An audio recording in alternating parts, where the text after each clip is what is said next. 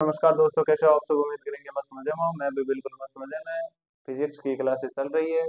चौथे चैप्टर में आज हम हेल्महोल्ट्ज कुंडलियों के बारे में पढ़ेंगे। ये दो समाक्षीय समान त्रिज्या की कुंडलियां होती है। किस प्रकार होती है देख लेना। समाक्षीय कुंडलियां, इनकी त्रिज्याओं को मिलाया जाता है। त्रिज्याओं को मिलाया गया है। फिर एक दूसरे के समांतर त्रिज्या के बराबर दूरी पर स्थित हो तो दोनों में प्रवाहित होने वाली धारा का मान व दिशा ज्ञात करना है। कुंडलियों में ये युग्म में हेल्महोल्ट्ज कुंडलियां कहलाती है। और कुंडलियों में एन यानी फेरों की संख्या एन हो तो नति परिवर्तन बिंदुओं की संख्या एन प्लस वन होगी। और इसमें ज्यादा कुछ नहीं है। एक वो है हेल्महोल्ट्ज कुंडलियों के लिए ग्राफ, तो वो कुछ इस प्रकार होगा। समझ में आ रहा है। और इसमें एक्स का मान ले लिया जाएगा। एक्स का मान यानी दोनों के बीच की दूरी एक्स बराबर है ए बाई टू ली जाएगी। एक्स बराबर क्या ली जाएगी, ए बाई टू और ए बाई टू। फिर तो क्या इसमें होगा, चुंबकीय क्षेत्र बराबर क्या होगा, बी यानी सॉरी चुंबकीय क्षेत्र होगा mu naught N I upon two R के बराबर होगा। Mu naught N I upon two R के बराबर। इसके बाद ये छोटा सा टॉपिक था। इसके बाद हम पढ़ेंगे किसी मोटे धारावाही चालक तार के अंदर, बाहर और सतह पर स्थित बिंदुओं पर चुंबकीय क्षेत्र का मान। बाहर, अंदर और सतह पर स्थित तार में चुंबकीय क्षेत्र का मान तो देखना किस प्रकार होगा, समान होगा। एक का देखेंगे, दो का ऐसे ही लिख लेंगे। तो एक का देखेंगे कि मोटे धारावाही चालक तार का चुंबकीय क्षेत्र, तार के अंदर स्थित तार का चुंबकीय क्षेत्र, अंदर स्थित तार का चुंबकीय क्षेत्र तो देखना किस प्रकार है। अंदर स्थित तार का चुंबकीय क्षेत्र,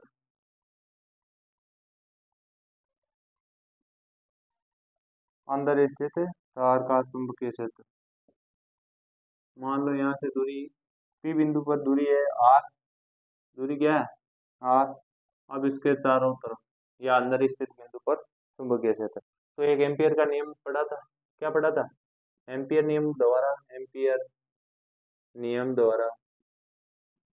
का नियम क्या कहलाता है। एम्पियर का नियम कहलाता है BDL बराबर समेशन ऑफ आई और क्या होगा into mu not. Summation of I into mu not, यही होगा। फिर उसके बाद क्या आएगा, इनका समाकलन करना है सदिश रूप में। फिर होगा यहाँ पर समाकलन BDL कोस थीटा बराबर summation of I into mu not, ये होगा।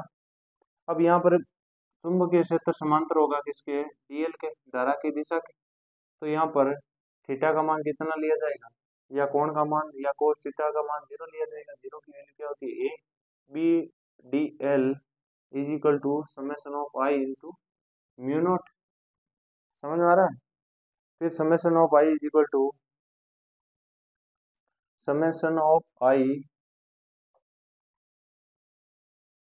BDL क्या होगा, आई स्क्वायर आर। समझ में आ रहा है।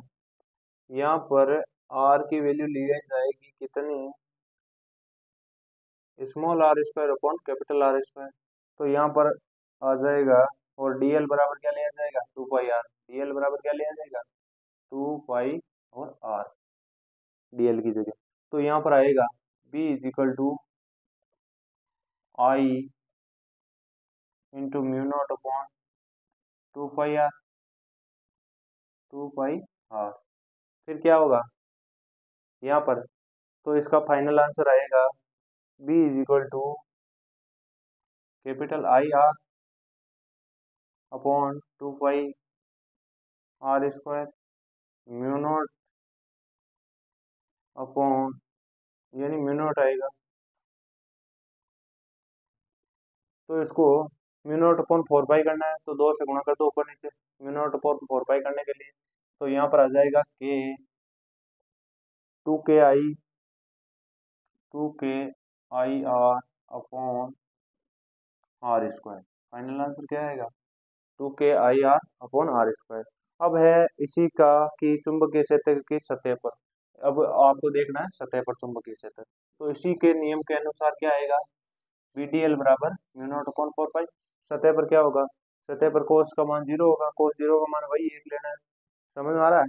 तो फिर समाकलन ऑफ आई इक्वल टू किसके बराबर होगा, समेशन आई, आई के बराबर होगा, और डीएल क्या इसके बराबर होगा, समाकलन डीएल होगा 2 पाई आर के। तो देख लेना समेशन ऑफ आई तो आई के बराबर होगा, आई म्यू नॉट, और इस तरफ क्या होगा, बी इंटू 2 पाई आर, इसके बराबर होगा। बी इजिकल टू क्या आएगा, I mu naught upon 2 pi into R. अगर मुझे 4 पाई बनाना है तो 2 से गुणा करूंगा, mu naught upon 4 pi I upon R. तो इसका मान क्या होता है, के आई अपॉन आर स्क्वायर, के आई अपॉन क्या आएगा, आर या कैपिटल आर ही आएगा, और इसको ऊपर गुणा करने पर 2 या capital R, mu naught upon के। फिर इसी प्रकार की इस पर आ जाएगा बाहर स्थित बिंदु पर चुंबकीय क्षेत्र का मान। अब इसके आगे आती है परिनालिका। परिनालिका आगे वाली हेडिंग क्या है, परिनालिका। तो परिनालिका अनेक पैरों वाली ये कुंडली होती है। पहले संरचना देखेंगे, उसके बाद उसका सिद्धांत भी देखेंगे। तो परिनालिका के बारे में देखेंगे। परिनालिका ये अनेक फेरों वाली ये कुंडली संरचना होती है, किस प्रकार होगी देखना। अनेक फेरों वाली कुंडली संरचना होती है, ये एस सिरा होगा और ये एन सिरा होगा। चुंबकीय क्षेत्र इस प्रकार होगा, बी का मान, और ये इस प्रकार भी होगा, समझना। चुंबकीय क्षेत्र परिनालिका के आसपास एवं उसके अंदर उत्पन्न होता है। परिनालिका के अंदर चुंबकीय क्षेत्र एक समान होता है, जबकि परिनालिका के अक्ष के समांतर होता है, एवं परिनालिका की अक्ष के समांतर होता है।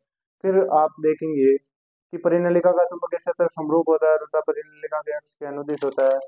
फिर इसके आगे वही एम्पियर नियम लगाना है, क्या लगाना है, एम्पियर नियम। एम्पियर नियम के अनुसार क्या होगा, वही समाकलन VdL is equal to summation of I mu naught प्रवाहित होने वाली धारा इनटू विद्युतशीलता। फिर अलग अलग चुंबकीय यानी प्रत्येक फेरे के लिए क्या होगा, एक तो कोण का मान 0 हो जाएगा, फिर कोण का मान क्या हो जाएगा 90, फिर कोण का मान 0 हो जाएगा। अलग अलग चुंबकीय क्षेत्र और धारा यानी एम्पियर नियम अलग अलग जगह अलग अलग लगाएंगे। तो यहाँ पर एल लंबाई के लिए हम क्या करेंगे, प्रवाहित होने वाली धारा स्मॉल एन फेरों की संख्या अपॉन एल, ये किसके बराबर होगा, कैपिटल एन के, एन फेरों की संख्या है और इसमें प्रवाहित होने वाली धारा। फिर इसमें क्या करेंगे, summation of I is equal to summation of I is equal to N D I या एन डी आई, यही होगा। B L is equal to क्या होगा, mu naught N D I, ये होगा mu naught N D I. फिर B का मान क्या आएगा, आई से आई कट जाएगा या एल से एल, ये डी नहीं है एल है, ये क्या एल, एल से एल काट दिया जाएगा। इसका फाइनल आंसर आएगा म्यू नोट एन आई या कैपिटल एन बराबर एन फेरो की संख्या अपॉन एल है। तो इसमें क्या होगा, बी इज इक्वल टू ये तो था अंदर mu naught capital N I upon L, ये आ जाएगा परिनालिका के अंदर चुंबकीय क्षेत्र। फिर आगे देखना आपको कि परिनालिका दो प्रकार की होती है, परिमित परिनालिका और अनंत लंबाई की परिनालिका। परिमित परिनालिका में क्या होगा, परिमित परिनालिका के लिए होगा mu naught N I mu naught N I upon यानी 2 cos theta 1 minus cos theta 2, ये तो होगा परिमित लंबाई की परिनालिका के लिए। और उसमें क्या होगा, अनंत लंबाई की परिनालिका में, अनंत लंबाई की परिनालिका में ये हो जाएगा म्यू नॉट एन आई, क्योंकि उसमें एक तो कोस 0 आएगा, एक का मान पहले थीटा के और दूसरे के बाद में कोस 90 डिग्री यानी 180 डिग्री, तो 180 डिग्री की वैल्यू होगी -1, माइनस माइनस प्लस हो जाएगा। फिर उसके बाद आगे आता है टोरॉइड। टोरॉइड किसे कहते हैं? फिर टोरॉइड देखना है आपको। क्या? टोरॉइड, ये परी ने लिखा हुआ। टोरॉइड में से सवाल पूछा जाता है हर बार परीक्षा में, अब की बार भी पूछा जाएगा, देख लेना आप एग्जाम और फिजिक्स की। अब तो एग्जाम स्टार्ट होने वाली है 12th क्लास वालों को, यानी वार्षिक परीक्षा की हार्दिक शुभकामनाएं। और 4 तारीख के बाद, यानी 4 तारीख से स्टार्ट हो रही है, और जैसे जैसे आपके सब्जेक्ट है उसी के अकॉर्डिंग आपकी परीक्षाएं होनी है। तो परीक्षा की अग्रिम शुभकामनाएं। आगे टोरॉइड देखेंगे। क्या देखेंगे? टोरो टोरॉइड क्या? फिर टोरॉइड एक वक्राकार खोखला छल्ला होता है जिस पर किसी के, यानी किसी तार के अत्यधिक फेरे पास पास हटाकर लपेटे जाते हैं। टोरॉइड का निर्माण किया जाता है। टोरॉइड एक अनंत लंबाई की परिनलिका होती है जिसके सिरे अंतहीन होते हैं। यानी आपको टोरॉइड किस प्रकार बनाना है मैं बताऊं।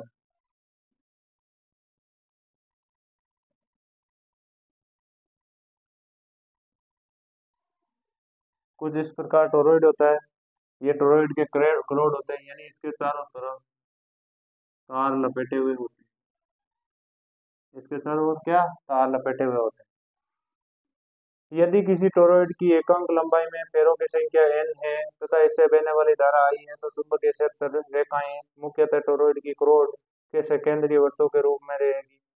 यहाँ पर B का मान या चुंबकीय क्षेत्र का मान कितना होगा? यहाँ पर चुंबकीय क्षेत्र का मान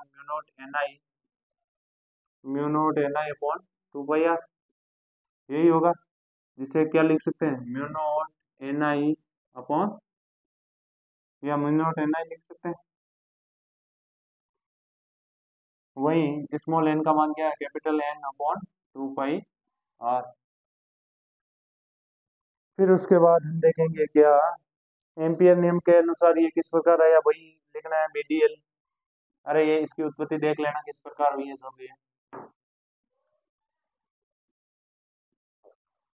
BDL mu naught upon summation of I.